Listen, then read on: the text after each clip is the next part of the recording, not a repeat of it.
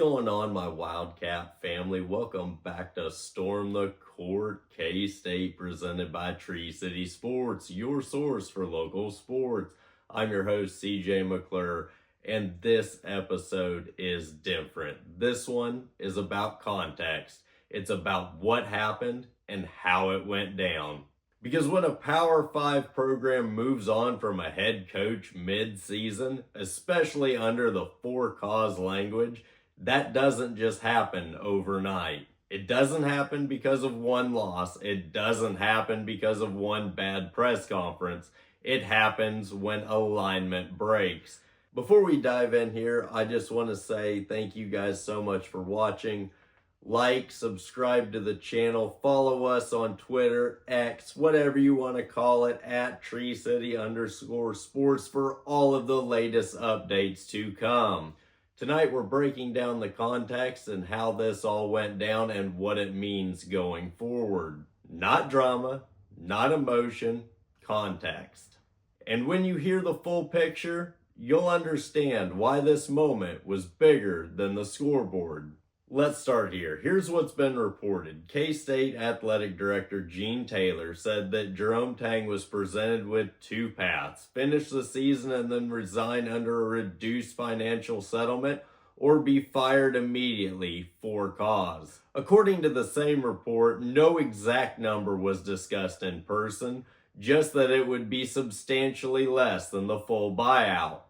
Tang asked for time, deadlines were set and extended, attorneys exchanged messages, and the response back from Tang's side was essentially he'd resign only if he received the full buyout. So now the picture is clear. He's gonna fight this. Tang has retained attorneys Tom Mars and Bennett Spire and plans to contest the for-cause firing because the money at stake is quite substantial. And here's where it gets spicy. Tang's legal team didn't go quiet. Mars delivered a public warning through ESPN, basically signaling that if K-State thinks it's embarrassed now, it could get a lot worse. Now, when a case like this escalates, here's the part fans don't always realize. If both sides dig in, the process itself can force information into the public sphere. Not because someone leaks it, but because lawsuits often involve discovery, and then filings, exhibits, and sworn statements can end up quoted, summarized, or attached in court documents. So if Tang truly goes full-scale fight mode, K-State will defend itself. And in a fight like that, anything either side believes supports their narrative, communications, timelines, internal decision-making, can become part of the public record. That's not a threat, that's just how these battles tend to go. And one more thing, it's not just courtroom strategy, it's public strategy as well. Mars has also been publicly pushing back on the university's framing in social posts, characterizing the public embarrassment and ridicule language as essentially the school trying to avoid paying, and suggesting that K-State is using insinuation to shape perception. So if you're wondering, why is the media getting poked? That's part of the play. It's pressure, it's optics, and it's leverage. Bottom line, this is now two games at once. The legal fight over the for-cause and the buyout, and the PR fight over who looks justified when the dust settles. And if it keeps escalating, don't be shocked if more details on both sides start coming out publicly.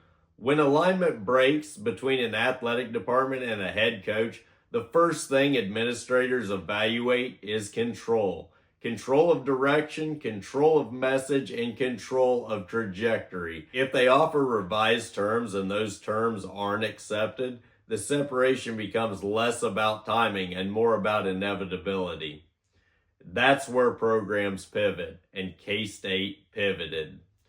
There's also a resurfaced recording that has circulated involving a former player describing a film session before the Houston game last season. In that recording, the player recalls the team gathering at Coach Tang's house for a film study rather than using the normal team facility.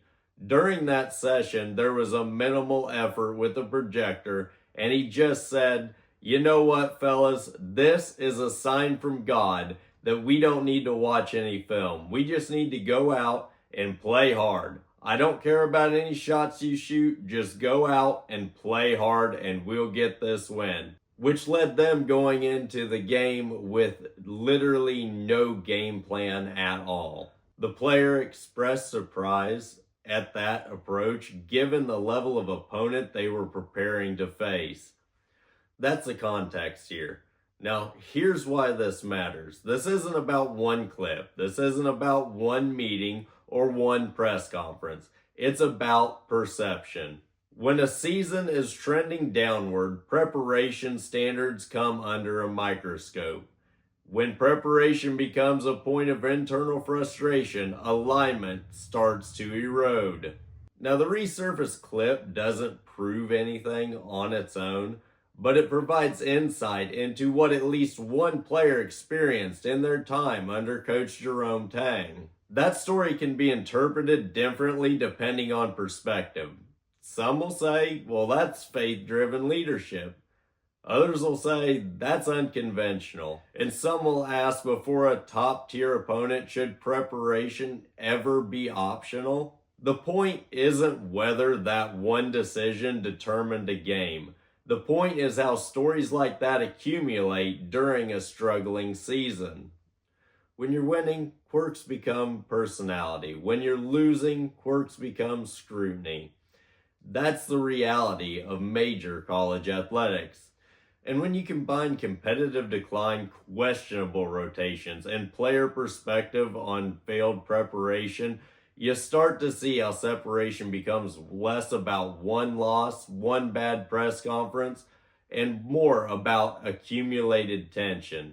That's the context here, and context is what explains resets. K-State started 1-11 in Big 12 play. At that point, every detail is going to get examined. Every process gets questioned. Every story carries weight. And when leadership evaluates a program, they don't just evaluate talent. They evaluate structure, standards, preparation, internal tone. If the temperature feels unstable, they correct it. Not slowly, but decisively. Combine all of that, a difficult conference start, a fractured negotiation over revised terms, and stories circulating about preparation approach. That's not one explosive moment, that's erosion, and erosion leads to resets. This wasn't about emotion, it was about trajectory. And once leadership decided trajectory wasn't aligning with their standards, the reset became inevitable. Now, before this turns into something it shouldn't be, let's address a few things. There are going to be people who say, why bring this up? This is out of context. You're just piling on now. And he took us to an Elite Eight. All fair reactions. So let's respond to that clearly. First, this clip wasn't fabricated. It's a resurfaced recording of a former player speaking in his own words. Second, this episode is not about erasing what Jerome Tang accomplished at K-State. An Elite Eight run happened. Energy around the program surged. They became one of the top NIL teams in the nation. There were real high points, but leadership isn't evaluated only on peak times. It's evaluated on sustainability. And when a former player publicly describes preparation before playing the number 2 team in the country the way he did, it becomes part of a broader conversation about the standards. That doesn't make Tang incompetent. It doesn't make him a bad person. It doesn't invalidate past success. What it does add is context as to why administration may have felt alignment was slipping. There will also be people who say players get emotional, locker room stories get exaggerated, and that was one moment. That's possible, but athletic departments don't evaluate just one moment. They evaluate everything. And when that includes competitive decline, contract strain, internal tension, and public player commentary, that's when decisions get made. This isn't about attacking a coach. It's about understanding why a reset had to happen. You can appreciate what Tang accomplished and still acknowledge that something was broken. Those two things can exist at the same time, and if you're a Tang supporter, that's fine. That's part of sports. But this episode isn't about loyalty, it's about clarity. Now here's where this gets interesting. When a program resets like this, the next hire tells you what they believe the issue was.